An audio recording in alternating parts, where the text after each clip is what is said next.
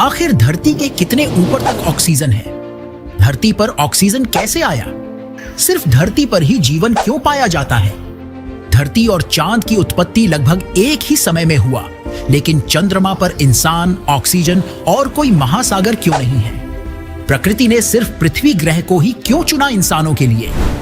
धरती गोल है और हम यहां भी रहते हैं और यहां भी रहते हैं, लेकिन यहां से हम नीचे क्यों नहीं गिरते? दोस्तों, इस धरती के बहुत से ऐसे सवाल हैं जिनको हर कोई जानना चाहता है, लेकिन किताबी भाषा आपको समझ नहीं आती। और जब हम कोई वीडियो देखते हैं तो उसमें कुछ पॉइंट को ही कवर किया जाता है, लेकिन आज का यह वीडियो आपको वो ज्ञान देके जाएगा जो बूढ़े होने तक आपके दिमाग में पड़ा रहेगा।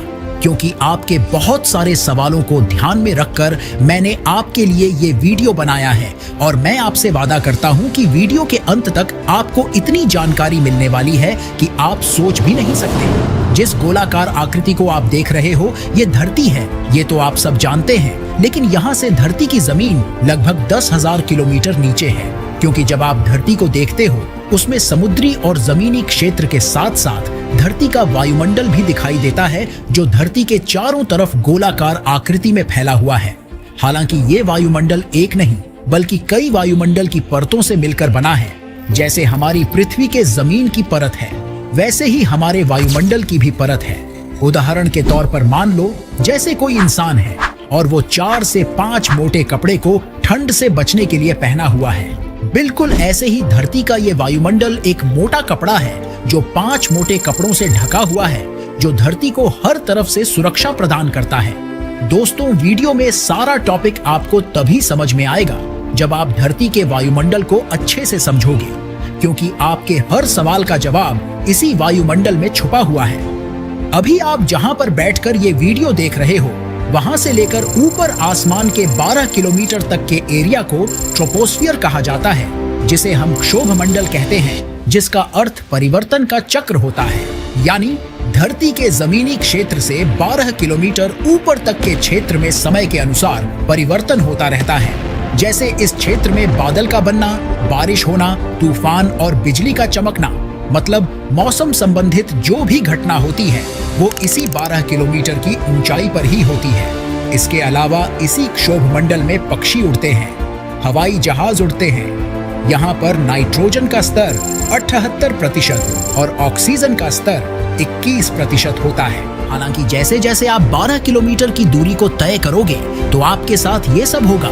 0 से 4 किलोमीटर तक आप बिना ऑक्सीजन मास्क के आसानी से जीवित रह सकते हैं, जबकि 4 से 6 किलोमीटर के बाद सांस लेने में दिक्कतें शुरू हो जाती हैं। इसके बाद 8 किलोमीटर से ऊपर यानी डेथ जोन में बिना ऑक्सीजन मास्क के आपकी 10 से 30 मिनट में मौत हो सकती है, जबकि 12 किलोमीटर पर 2 से 3 मिनट में मृत्यु निश्चित है।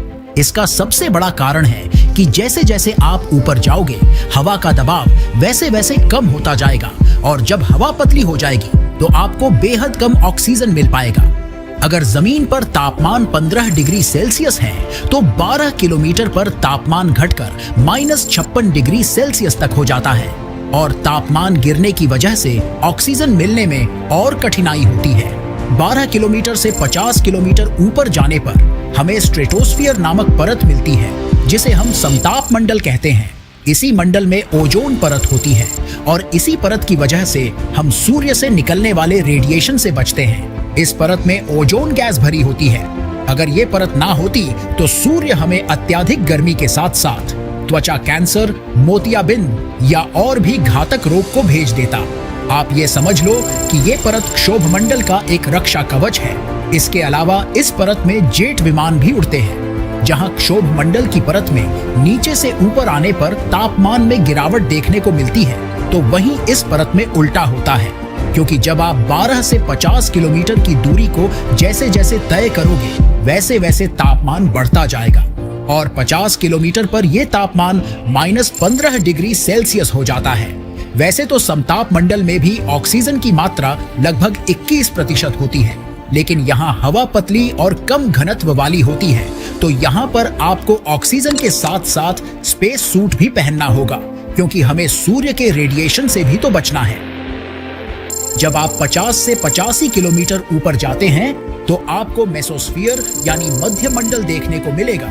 ये परत धरती के लिए रक्षा कवच के तौर पर काम करती है, क्योंकि जब अंतरिक्ष से छोटे छोटे पत्थर, जिनको हम मेटियोराइट कहते हैं, ये जब धरती के वायुमंडल में प्रवेश करते हैं तो ये परत उसको जलाकर खाक कर देती है। आपने कभी कभी आसमान में इस तरह के रोशनी को देखा होगा, ये यही मेटियोराइट होते हैं। वैसे आपको लग रहा होगा कि तब तो ये परत काफी गर्म होती होगी, लेकिन नहीं, क्योंकि इस परत का तापमान -90 डिग्री सेल्सियस तक गिर जाता है। लेकिन ये पत्थर लगभग 40 से 60 हजार किलोमीटर प्रति घंटे की स्पीड से गिरते हैं, तो वायुमंडल के गैसों की कणों से टकराकर ये जलने लगते हैं। इस मंडल में ऑक्सीजन का स्तर तो 21% होता है, लेकिन हवा बेहद ही पतली होती है, जिससे आप बिना ऑक्सीजन मास्क के 1 मिनट भी जिंदा नहीं रह पाओगे। इसके अलावा बिना स्पेस सूट के यहाँ वायु दबाव इतना कम होता है कि इंसान का खून उबल सकता है। मध्य मंडल में इंसानों द्वारा बनाई गई कोई भी वस्तु ज्यादा देर तक ठहर नहीं सकती। जब आप 85 किलोमीटर से 600 किलोमीटर ऊपर जाते हैं तो आपको थर्मोस्फीयर यानी तापमंडल देखने को मिलता है। यह एक अत्यधिक गर्म, ऊर्जावान और रहस्यमयी परत है, जहां कई महत्वपूर्ण घटनाएं घटती हैं।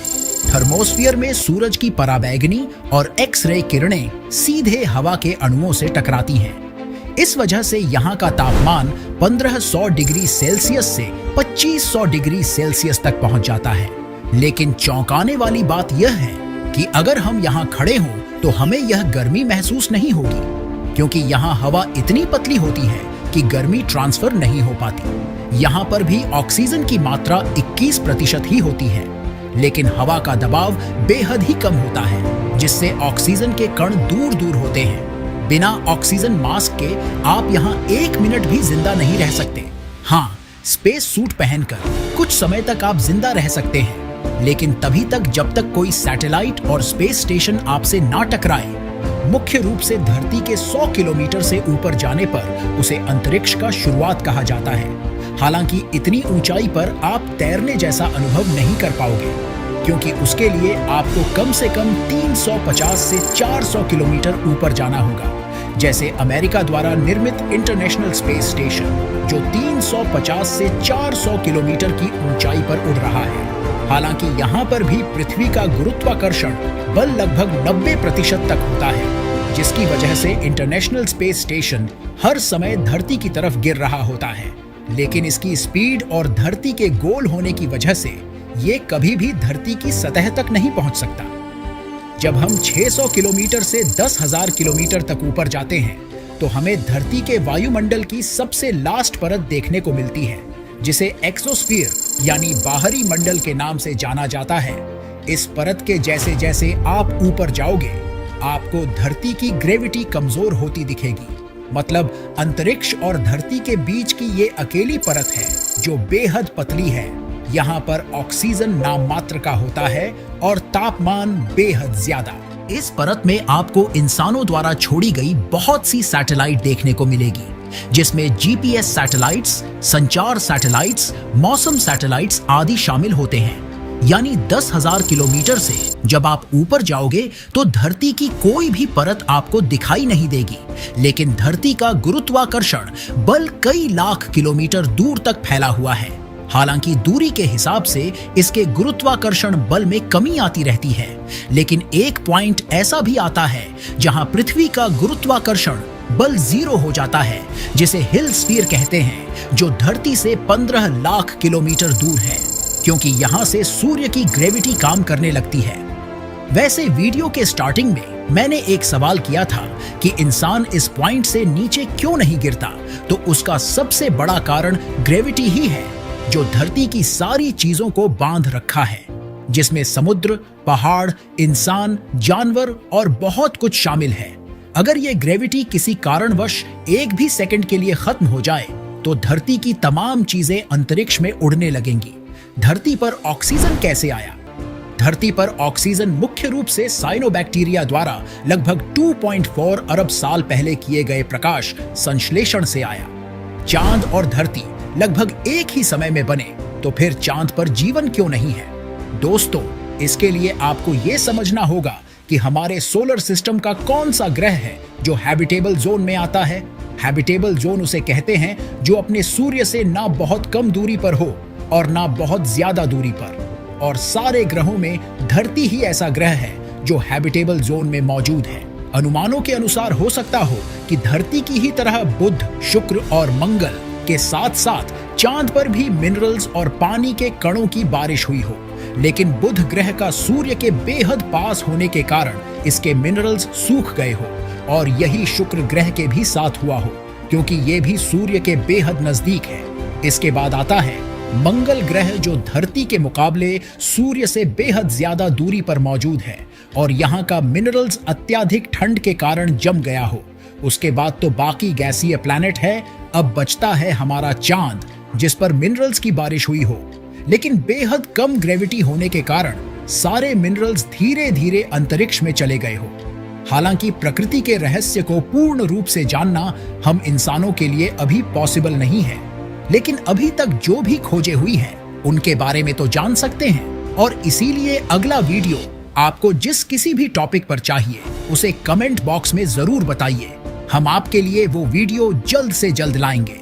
अगर आपको यह वीडियो पसंद आया हो तो लाइक कीजिए, साथ ही चैनल को सब्सक्राइब कीजिए और कमेंट में हमें बताइए कि आपको धरती के वायुमंडल की कौन सी परत सबसे अच्छी लगी।